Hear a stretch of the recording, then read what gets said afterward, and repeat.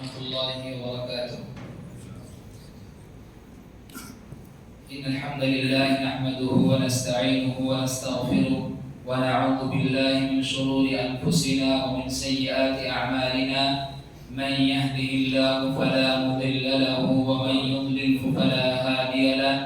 وأشهد أن لا إله إلا الله وحده لا شريك له، وأشهد أن محمدا عبده ورسوله.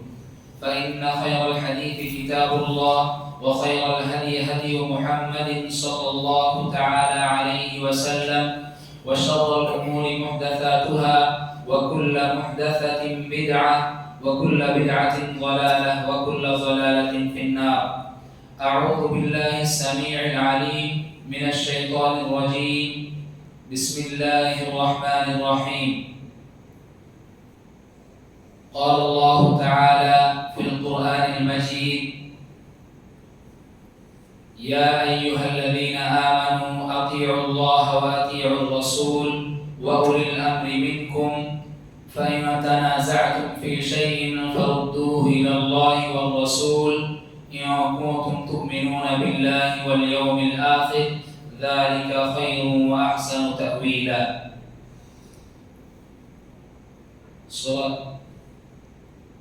سورة النساء.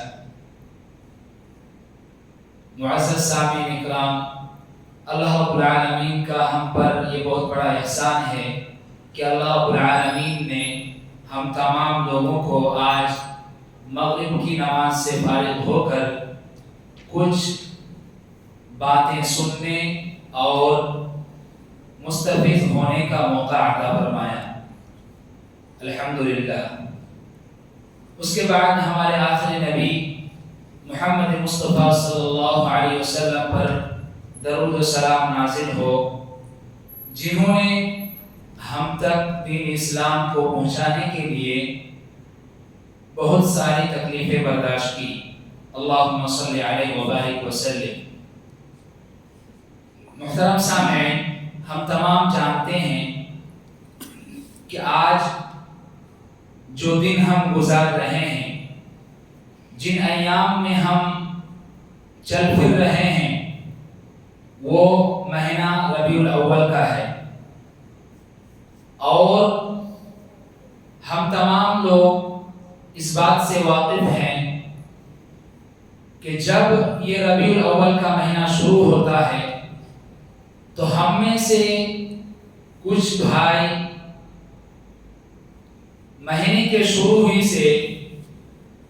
کسی چیزوں کا اہتمام شروع کر دیتے ہیں،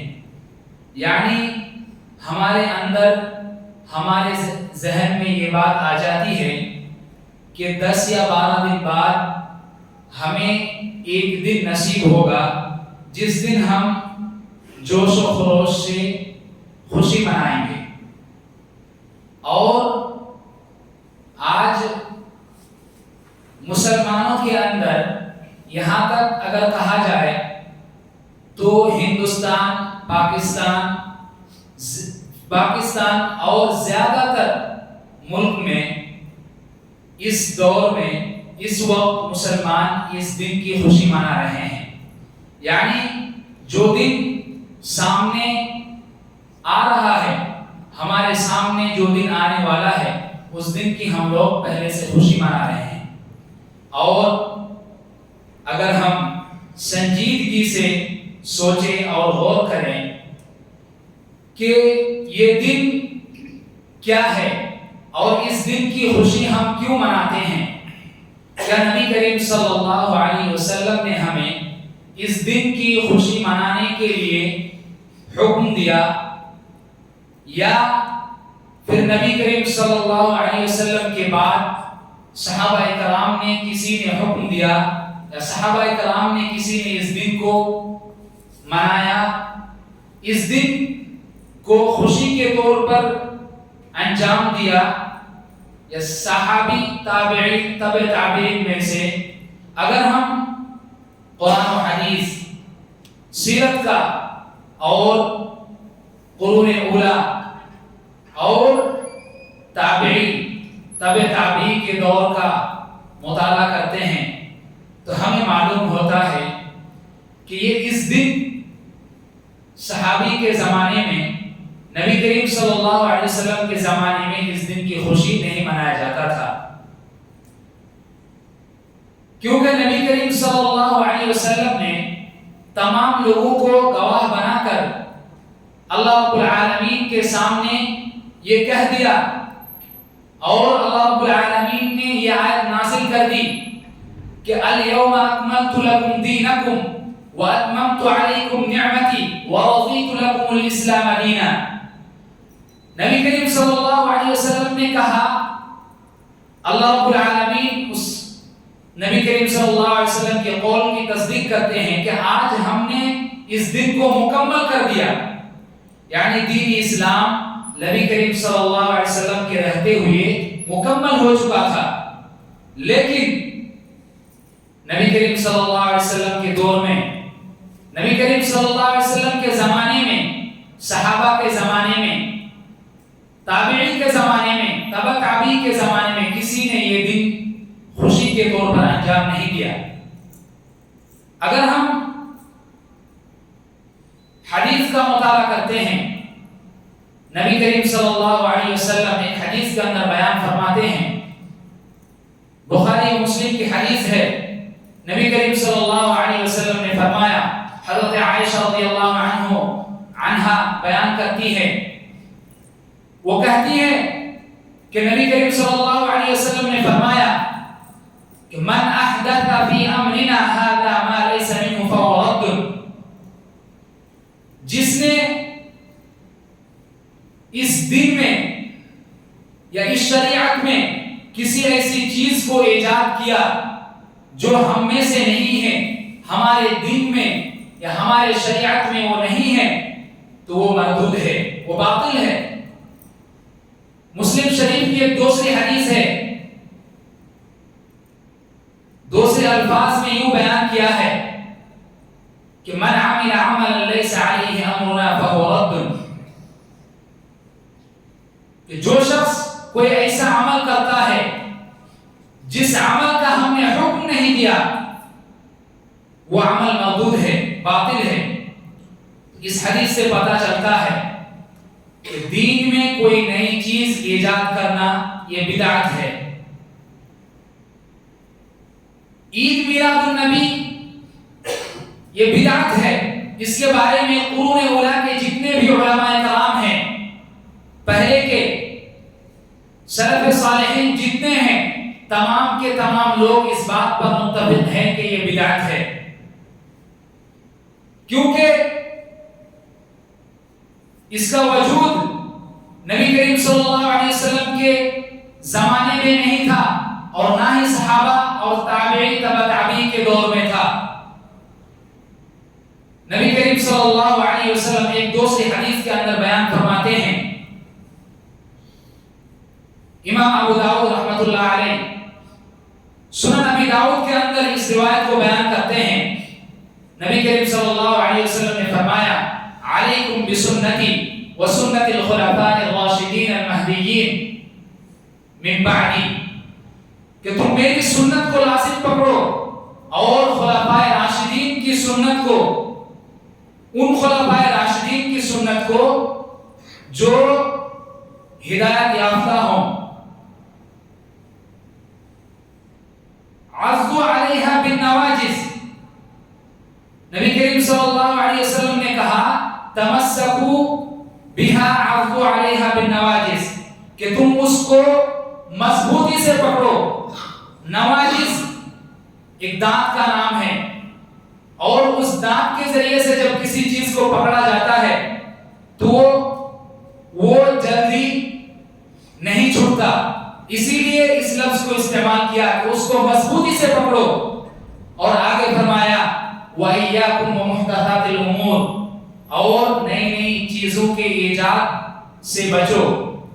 جو نئی چیزیں پیدا ہو گئی ہے ان سے بچو، فَإِنَّ كُلَّ مُحْدَثَةٍ بِدْعَةٍ، کیونکہ ہر نئی چیز بدعت ہے، وَكُلَّ بِدْعَةٍ ضَلَالَةٍ، اور ہر بدعت گمراہی ہے۔ اس روایت سے پتہ چلتا ہے کہ یہ عید میلاد النبی منانا یہ بدعت ہے، شریعت میں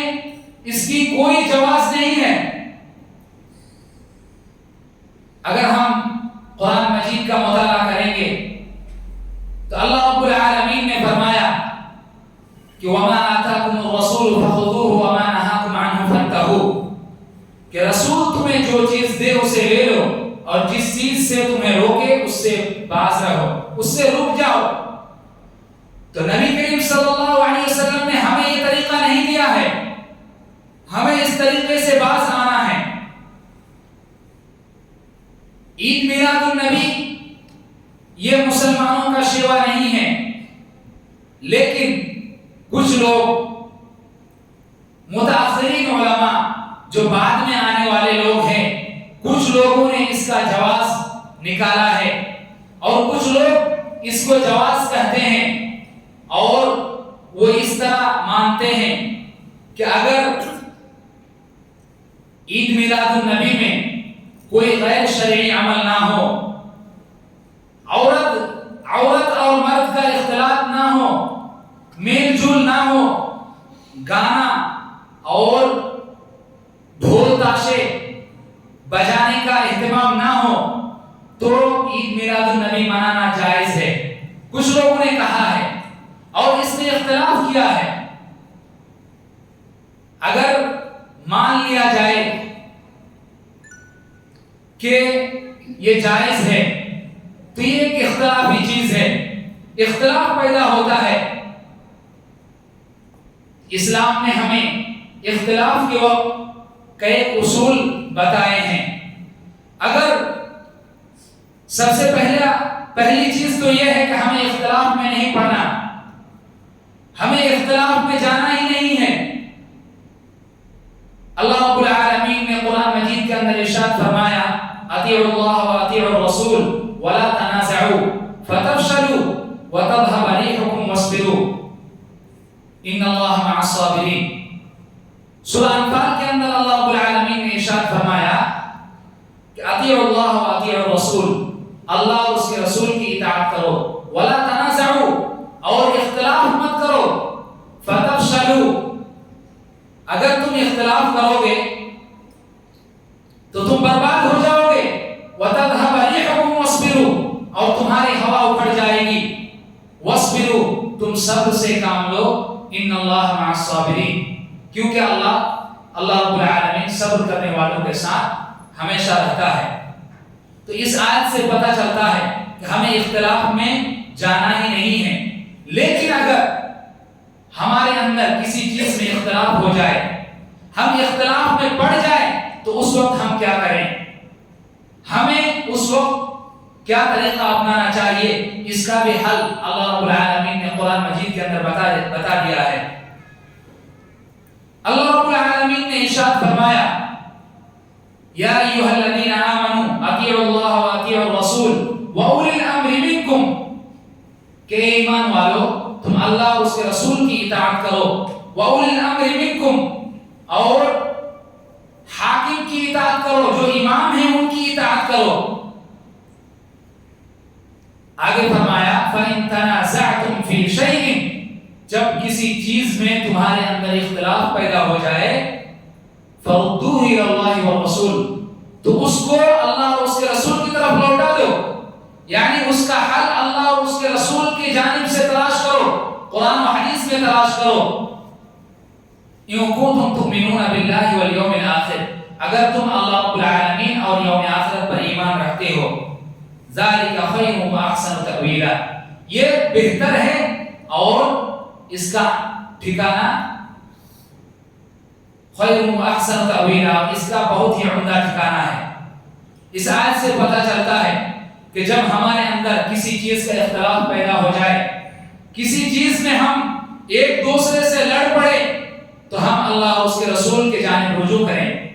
تو اگر ہم اس مسئلے کو مانتے ہیں کہ ہمارے اندر یہ اختلاف ہے، کوئی کہتے ہیں کہ جائز ہے، کوئی کہتے ہیں ناجائز ہے، کوئی کہتے ہیں بدعت ہے، تو ہمیں کیا کرنا چاہیے؟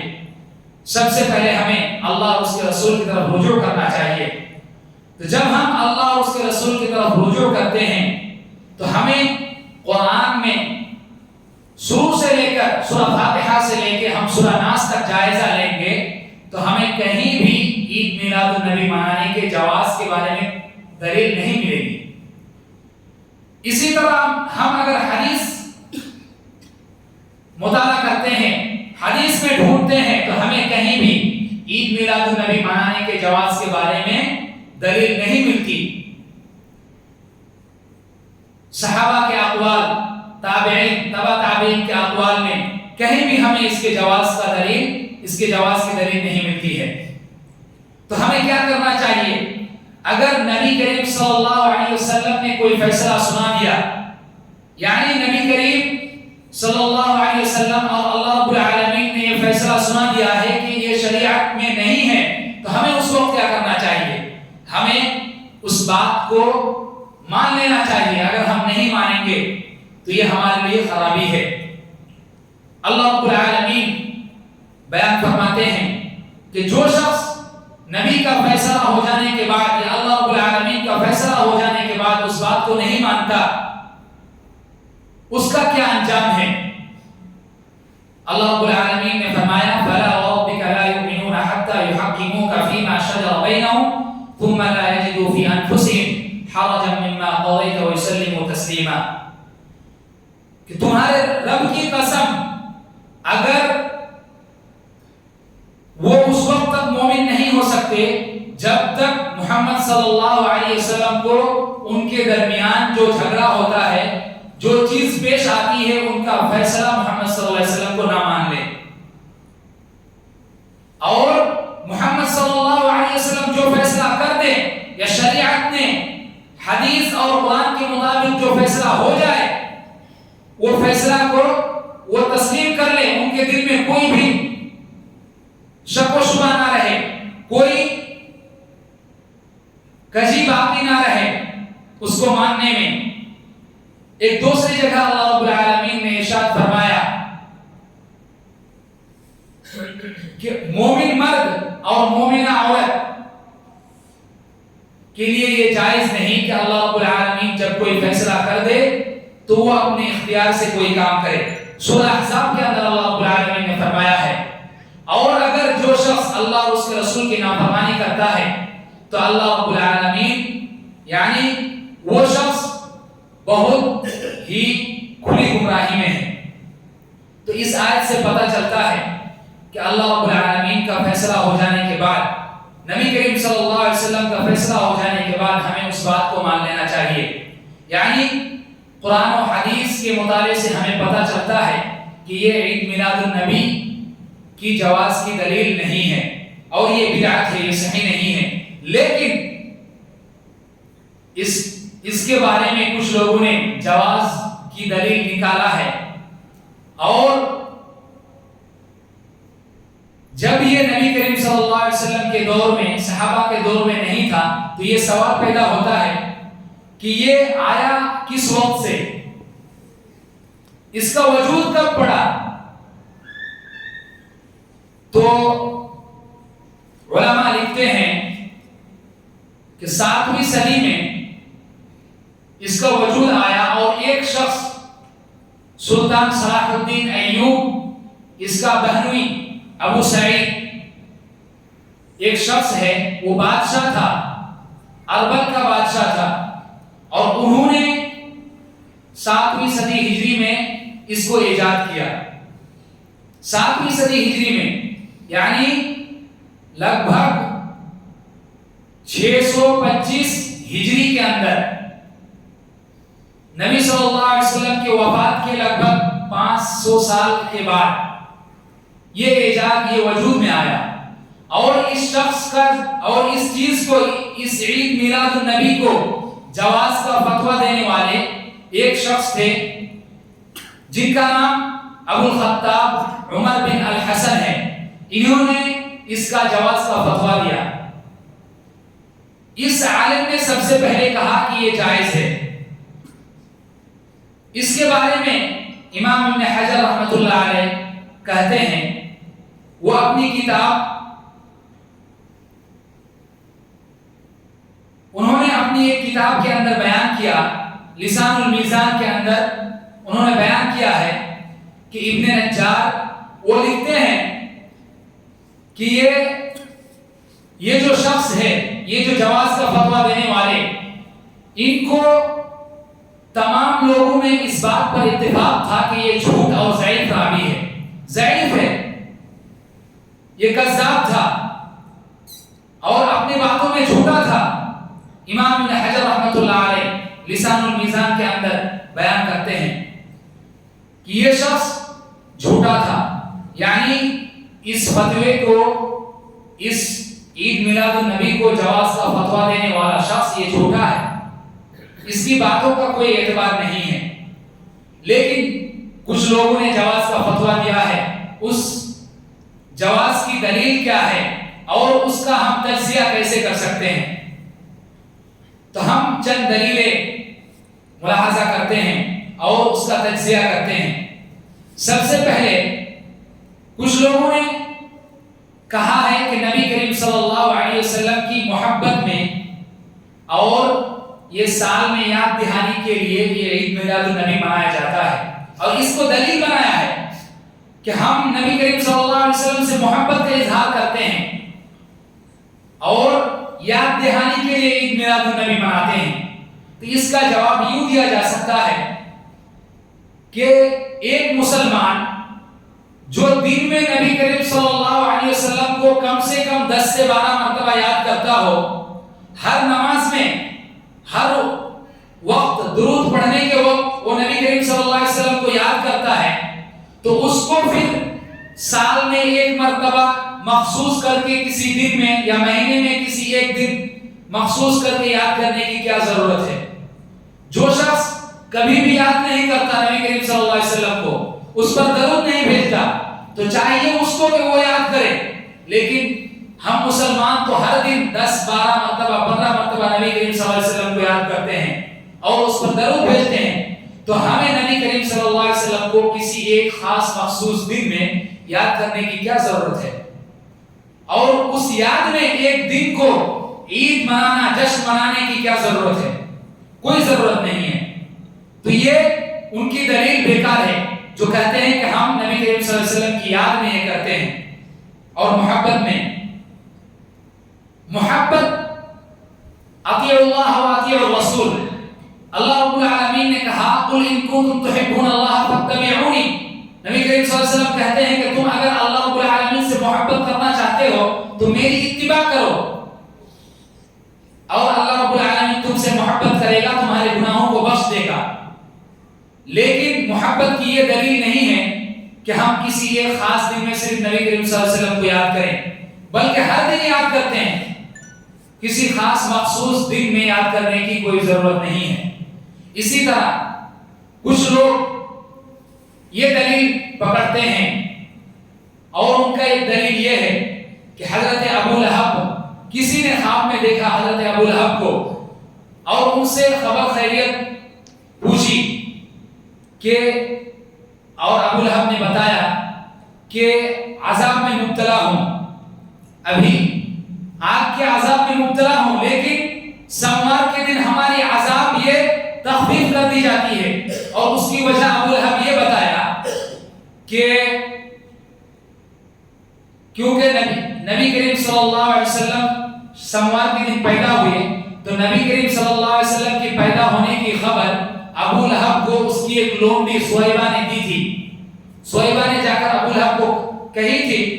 کہ محمد صلی اللہ علیہ وسلم پیدا ہوئے، تو ابو لہب اس خوشی میں ان کو آزاد کر دیا تھا۔ تو اس آزاد کرنے کی وجہ سے ابو لہب نے خواب میں کہا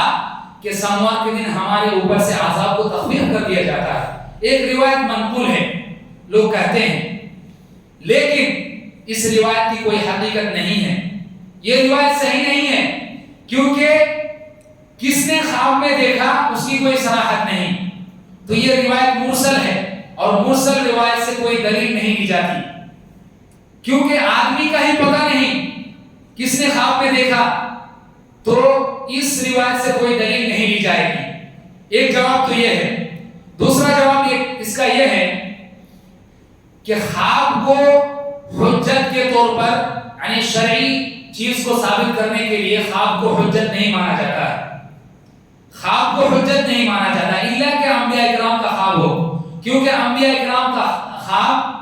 ان کا خواب جو ہے وحی ہوا کرتا تھا. نبی کریم اللہ رب العالمین قرآن مجید کے اندر فرماتے ہیں وما ينطق عن الهوى ان هو الا وحی یوحى. نبی کریم صلی اللہ علیہ وسلم کے بارے میں فرماتے ہیں کہ نبی کریم صلی اللہ علیہ وسلم جو بولتے ہیں وہ اپنے طرف سے نہیں بول رہے ہیں بلکہ وہ وحی ہوتی ہے. تو نبی کریم صلی اللہ علیہ وسلم یا انبیاء کرام جو خواب دیکھتے تھے وہ وحی ہوا کرتا تھا، لیکن کسی دوسرے شخص کا خواب یہ دلیل کے طور پر نہیں دیا جائے گا، یہ حجت نہیں ہے شریعت کو ثابت کرنے کے لیے. تو اس سے بھی پتہ چلتا ہے کہ اس کا اعتبار نہیں ہے.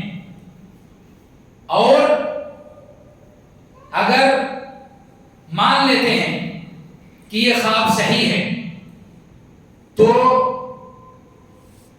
اس بات پر علماء کا اتفاق ہے، یعنی علماء سلف اور خلف دونوں کا اتفاق ہے کہ کوئی کافر اگر کفر کی حالت میں مر جائے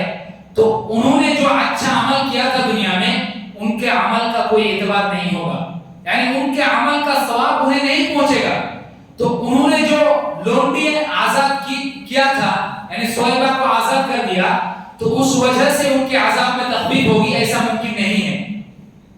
یعنی انہیں ان اچھے اعمال کا ثواب نہیں ملے گا. تو یہ ایک جواب ہے اس کا. تو اس سے پتہ چلتا ہے کہ یہ صحیح نہیں ہے. اس دلیل جو یہ دلیل دیتے ہیں لوگ، یہ دلیل بیکار ہے. اس طرح سے لوگ اور ایک دلیل دیتے ہیں، عید میلاد النبی منانے کے دلیل پیش کرتے ہیں کہ نبی کریم صلی اللہ علیہ وسلم عقیقہ کیے تھے، اور یہ حدیث ہے، ثابت ہے، روایت منقول ہے کہ آپ کے دادا نے بھی آپ کا عقیقہ دیا تھا، اور نبی کریم صلی اللہ علیہ وسلم نے بعد میں عقیقہ بھی دیا ہے. تو عقیقہ تو زندگی میں ایک ہی مرتبہ ہوا کرتا ہے، 2 مرتبہ نہیں ہوتا. تو اس سے وہ لوگ دلیل لیتے ہیں کہ نبی کریم صلی اللہ علیہ وسلم کے دادا چونکہ عقیقہ دے چکے تھے، اسی لیے نبی صلی اللہ علیہ وسلم نے جو بعد میں عقیقہ کیا وہ عقیقہ نہیں ہے، بلکہ نبی کریم صلی اللہ علیہ وسلم نے اپنی ولادت پر اپنی ولادت کے دن کا شکریہ ادا کرتے ہوئے وہ عقیقہ کیا تھا. وہ عقیقہ نبی صلی اللہ علیہ وسلم نے اپنی ولادت کا شکریہ ادا کرتے ہوئے کیا تھا. تو اس کا جواب اس طرح دیتے ہیں، اور وہ لوگ اس سے دلیل لیتے ہیں کہ ہم تمام لوگوں کو بھی اس دن خوشیاں منانا چاہیے اور کھانے کھلانے کا انتظام کرنا چاہیے، جیسا کہ نبی صلی اللہ علیہ وسلم نے عقیقہ کیا تھا. امام نووی رحمۃ اللہ علیہ اس روایت کو باطل قرار دیتے ہیں. امام نووی رحمۃ اللہ علیہ کہتے ہیں کہ یہ روایت باطل ہے، یہ روایت صحیح نہیں ہے. اگر ہم اس روایت کو صحیح مان بھی لیتے ہیں تو اس روایت میں یہ کہاں ہے کہ نبی کریم صلی اللہ علیہ وسلم نے اپنے ولادت پر خوشی مناتے ہوئے عقیقہ کیا تھا؟ یہ تو نبی صلی اللہ علیہ وسلم نے ظاہر نہیں کیا اس بات پر. تو یہ جو لوگ دلیل لیتے ہیں اس سے کہ نبی صلی اللہ علیہ وسلم نے اپنی ولادت پر خوشی کا اظہار کرتے ہوئے عقیقہ کیا، یہ ان کی اپنی گمان کے مطابق ہے. وہ یہ گمان کرتے ہیں، اپنے منمانی یہ بات کرتے ہیں. اور اللہ رب العالمین قرآن مجید کے اندر فرماتے ہیں ان الظن لا یغنی من الحق شیئا، کہ گمان کا کوئی اعتبار نہیں ہے. اسی طرح اگر ہم ان کے گمان کو بھی صحیح مان لیتے ہیں کہ وہ ان کا گمان یہ صحیح ہے، اور وہ روایت بھی صحیح مان لیتے ہیں کہ نبی صلی اللہ علیہ وسلم نے عقیقہ کیا تھا،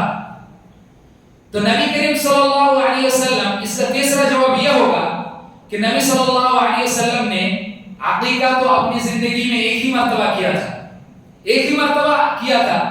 لیکن آج کل جو عید میلاد النبی مناتے ہیں یہ لوگ تو ہر سال منا رہے ہیں. یہ کہاں سے جائز ہو گیا؟ یہ کہاں سے ان کو مل گیا کہ ہر سال منانا چاہیے؟ اگر ہم نبی صلی اللہ علیہ وسلم کے عقیقہ والی حدیث سے دلیل لیتے ہیں کہ عید میلاد النبی منانا چاہیے اور اس دن خوشی منانا چاہیے، حلوے بنانا چاہیے، تو یہ عقیقہ ایک ہی دن نبی صلی اللہ علیہ وسلم نے کیا تھا، تو اس کا مطلب تو یہ نہیں کہ ہم ہر سال عید میلاد النبی مناتے رہیں. ہم کو بھی یہ چاہیے تھا کہ ہم ایک دن منا لیتے بس چھوڑ دیتے. تو اس سے بھی پتہ چلتا ہے کہ ان کی یہ دلیل باطل ہے،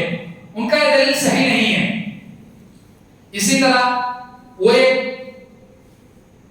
ایک شبہات پیش کرتے ہیں، وہ ایک دلیل دیتے ہیں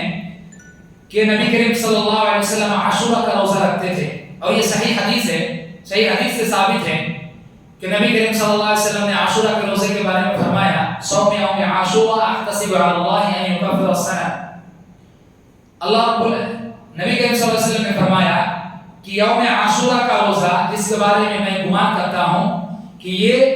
گزشتہ ایک سال کے گناہ کو معاف کر دے گا. تو یوم عاشورہ کا روزہ نبی کریم صلی اللہ علیہ وسلم نے رکھا اور یوم عاشورہ کا روزہ رکھنے کا حکم بھی دیا. اور جب نبی کریم صلی اللہ علیہ وسلم کو اس کے بارے میں پوچھا گیا اس کی وجہ کیا ہے تو نبی کریم صلی اللہ علیہ وسلم نے فرمایا ایک اچھا دن ہے اور اس دن موسیٰ علیہ السلام کو اور موسیٰ علیہ السلام کے قوم کو فرعون کے قوم سے اللہ رب العالمین نے نجات دیا تھا. تو موسیٰ علیہ السلام نے شکریہ کے طور پر جو روزہ رکھا تو اسی شکریہ ادا کرتے ہوئے ہم بھی یہ روزہ رکھتے ہیں. نبی کریم صلی اللہ علیہ وسلم سے یہ حدیث ہے. تو اس حدیث سے وہ لوگ یہ دلیل پکڑتے ہیں کہ جب موسیٰ علیہ السلام کو نجات دیا اللہ تعالیٰ نے تو نبی صلی اللہ علیہ وسلم نے موسیٰ علیہ السلام کی اس نجات پر شکریہ کے طور پر روزہ رکھا. تو ہمیں بھی آپ صلی اللہ علیہ وسلم کی ولادت پر شکریہ مناتے ہوئے یہ دن منانا چاہیے، یہ دن منانا چاہیے خوشی کا اظہار کرتے ہوئے. تو اس کا جواب اس طرح دیتے ہیں کہ اگر نبی کریم صلی اللہ علیہ وسلم نے یہ روزہ رکھا تو ہمیں تو یہ چاہیے تھا کہ ہم اس دن کا روزہ رکھتے یا پھر ہم یہ سوچتے کہ اس دن ہم روزہ رکھیں جیسا کہ نبی کریم صلی اللہ علیہ وسلم نے روزہ رکھا تھا. لیکن ہم اس دن روزہ نہ رکھ کے ہم پھر زیادہ سے زیادہ کھانا کھائیں اور لوگوں کو کھلائیں اور جشن منائیں، خوشی منائیں، یہ پھر کہاں سے ہے؟ تو اگر ہم اس دن روزہ رکھتے خوشی کے طور پر تو یہ بات سمجھ میں آنے والی تھی. لیکن یہ کھانا کھلانا یہ تو عقل میں نہیں آتی ہے. اسی طرح ایک دلیل وہ لوگ دیتے ہیں کہ نبی کریم صلی اللہ علیہ وسلم نے سوموار کا دن اور جمعرات کا دن روزہ رکھا اور نبی کریم صلی اللہ علیہ وسلم کو جب اس کے بارے میں پوچھا گیا تو نبی صلی اللہ علیہ وسلم نے فرمایا، ایک صحیح حدیث ہے کہ اس دن میں پیدا ہوا ہوں اور اس دن میری بعثت ہوئی ہے. اور ایک دوسری وجہ یہ بھی ہے کہ اس دن جمعرات کے دن اور سوموار کے دن اللہ رب العالمین کے جانب اعمال کو اٹھایا جاتا ہے اور اسی وجہ سے میں روزہ رکھتا ہوں اور میں امید کرتا ہوں کہ میرا اعمال اس حالت میں اٹھایا جائے کہ میں روزہ رکھوں اس وقت، یعنی روزے کے حالت میں میرا اعمال اللہ رب العالمین کے پاس پہنچے. تو اس دن کو انہوں نے دلیل بنایا کہ سوموار کے دن آپ صلی اللہ علیہ وسلم پیدا ہوئے تو پیدا ہونے کی خوشی میں آپ صلی اللہ علیہ وسلم سوموار کے دن روزہ رکھتے تھے، جمعرات کے دن روزہ رکھتے تھے. اس لیے سوموار کے دن خوشی منانا چاہیے، عید میلاد النبی منانا چاہیے. اس کا ایک جواب یہ ہے کہ نبی کریم صلی اللہ علیہ وسلم نے جس طرح اس دن کی خوشی مناتے ہوئے روزہ رکھا تھا تو ہمیں بھی اس دن کی خوشی مناتے ہوئے روزہ رکھنا چاہیے تھا. ہم اسی نوعیت، کیونکہ نبی صلی اللہ علیہ وسلم نے جس طرح عمل کیا ہم اسی طرح عمل کرتے، نہ کہ دوسرا عمل. وہ عمل کی نوعیت نبی کریم صلی اللہ علیہ وسلم کی طرح ہی ہونا چاہیے تھا، دوسرا نہیں. تو ہمیں روزہ رکھنا چاہیے. دوسرا جواب یہ ہے کہ ہم نبی کریم صلی اللہ علیہ وسلم نے یہاں سوموار کے دن روزہ رکھا، 12 ربیع الاول نبی صلی اللہ علیہ وسلم نے خاص نہیں کیا. نبی صلی اللہ علیہ وسلم نے سوموار کے دن روزہ رکھا. تو نبی صلی اللہ علیہ وسلم 2 دن روزہ رکھتے تھے، سوموار اور جمعرات، زیادہ تر روزہ رکھتے تھے. تو نبی صلی اللہ علیہ وسلم نے سوموار کے دن کو متعین کیا لیکن 12 ربیع الاول کو نہیں. تو جو لوگ ہم میں سے عید میلاد النبی مناتے ہیں وہ ہفتے میں جو ایک دن سوموار پڑتا ہے یا مہینے میں 4 دن آتا ہے سوموار، اس دن کا ہم نے خیال نہیں کیا بلکہ سال میں صرف ہم ایک دن 12 ربیع الاول کو لے لیے. تو نبی صلی اللہ علیہ وسلم نے یہاں مہینے میں جو 4 دن پڑتا تھا سموار کے دن، اس سموار کے دن کا خیال رکھتے ہوئے روزہ رکھا تھا. اور ہم نے کیا لیا؟ 12 ربیع الاول کو لیا. تو ہمیں سموار کے دن کا اعتبار کرتے ہوئے روزہ رکھنا چاہیے تھا. اگر ہم سموار کے دن کا اعتبار نہیں کریں گے، صرف 12 ربیع الاول کو لیں گے، تو نبی صلی اللہ علیہ وسلم نے صرف 12 ربیع الاول کو روزہ رکھا، ایسی کوئی حدیث نہیں ہے. اور اگر ہم 12 ربیع الاول کو لیں گے، سموار کے دن جو مہینے میں 4 مرتبہ آتا ہے اس کو چھوڑ دیں گے، تو یہ نبی صلی اللہ علیہ وسلم پر استہزاء ہے، مذاق ہے. تو اس سے بھی پتہ چلتا ہے کہ یہ ان کی دلیل باطل ہے. اور اگر ہم مان لیتے ہیں کہ نبی صلی اللہ علیہ وسلم نے سموار کے دن روزہ رکھا تھا، نبی صلی اللہ علیہ وسلم نے سموار کے دن اپنے پیدائش پر خوشی منانے کے لیے ہی روزہ رکھا تھا، تو نبی صلی اللہ علیہ وسلم نے روزے کے ساتھ کیا جلوس وغیرہ یا محفلیں منعقد کیا تھا؟ کوئی جلسے وغیرہ، کوئی اور ڈھول تاشے باجا وغیرہ بجائے، کوئی مجلس قائم کی؟ تو اس کا ثبوت ہمیں نہیں ملتا. تو صرف روزہ رکھا تھا. تو ہم اگر نبی صلی اللہ علیہ وسلم کی ولادت پر خوشی منانا چاہتے ہیں اور شکریہ ادا کرنا چاہتے ہیں تو ہمیں سموار کے دن روزہ رکھنا چاہیے، نہ کہ اس دن جوش و خروش سے عید منانا چاہیے. تو ان تمام باتوں سے پتہ چلتا ہے یہ کئی دلیلیں تھی جو لوگ پیش کرتے ہیں، جو لوگ بیان کرتے ہیں، مخالفین جو یہ دلیل پیش کرتے ہیں کہ یہ دلیل ہے جواز کا، لیکن یہ کوئی قابل قبول دلیل نہیں ہے، کیونکہ شریعت میں اس کا کوئی اعتبار ہی نہیں ہے. اور دلیل جو دلیل ہے اس کو نبی صلی اللہ علیہ وسلم نے جس طرح بیان کیا، جس طرح کیا، ہمیں اسی طرح اپنانا چاہیے، نہ کہ ہم اس کو توڑ مڑوڑ کر اپنائیں، اپنے منمانی اپنائیں، جیسے چاہیں ویسے اپنائیں. یہ نہیں، یہ ہمارا طریقہ نہیں ہے. سلف صالحین جو حدیث اور قرآن کا سیدھا سادہ مفہوم سمجھتے تھے اسی کو اپناتے تھے، اور ہمیں بھی اس سے جو سیدھا سادہ مفہوم ہے اس کو اپنانا چاہیے، نہ کہ اپنی منمانی اور اپنے اندر سے کوئی بات بنانا چاہیے. اور لوگ اس کو کہتے ہیں بدعت حسنہ کہتے ہیں. لوگ بدعت حسنہ اور ایک دلیل دیتے ہیں کہ یہ بدعت حسنہ ہے. اور جیسے عمر رضی اللہ عنہ کے دور میں جو تراویح کی نماز عمر رضی اللہ عنہ جو شروع کیے تھے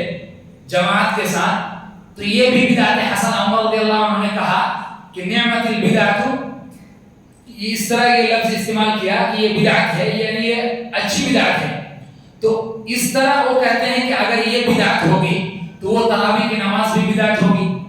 تو اس کا جواب اس طرح دیتے ہیں کہ وہ تراویح بدعت نہیں ہے، کیونکہ تراویح کی وجود نبی صلی اللہ علیہ وسلم کے دور میں بھی تھا. نبی صلی اللہ علیہ وسلم کے دور میں تھا، کیونکہ نبی صلی اللہ علیہ وسلم نے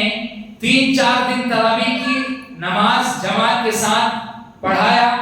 اور پھر بعد میں اس خوف سے چھوڑ دیا کہ تاکہ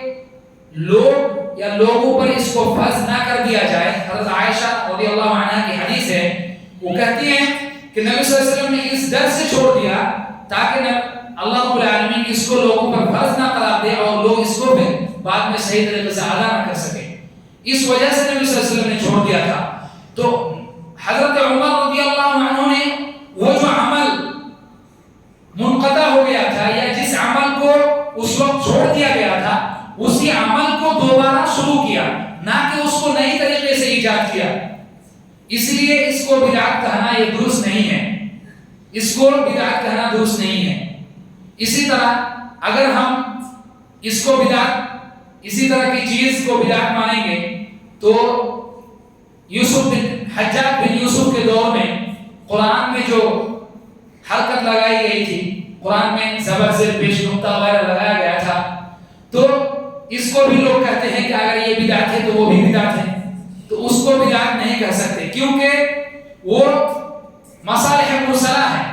یعنی مسلمانوں کے اندر کچھ پریشانیوں کو دور کرنے کے لیے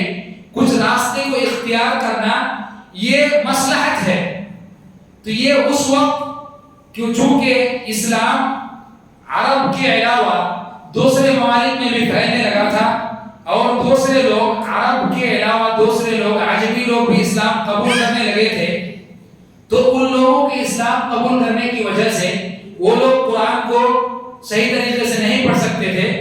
اسی لیے یہ لوگوں کی مصلحت کو دیکھتے ہوئے یہ حرکت لگائی گئی ہے، اس لیے اس کو بدعت کہنا یہ درست نہیں ہے۔ تو ان تمام باتوں سے پتہ چلتا ہے کہ یہ جو آج دلیل پیش کرتے ہیں لوگ مخالف لوگ، یہ ان کی دلیل صحیح نہیں ہے، لہذا ہم تمام لوگوں کو چاہیے کہ ہم تمام لوگ صحیح طریقے سے دین اسلام پر عمل کریں، اور جو صحیح بات ہے اس کو درست طریقے سے مانیں اور اس پر عمل کرنے کی کوشش کریں۔ آخر میں اللہ رب العالمین سے دعا ہے کہ اللہ تعالی ہمیں صحیح طریقے پر عمل کرنے کی توفیق عطا فرمائے، آمین۔ السلام علیکم ورحمۃ اللہ وبرکاتہ۔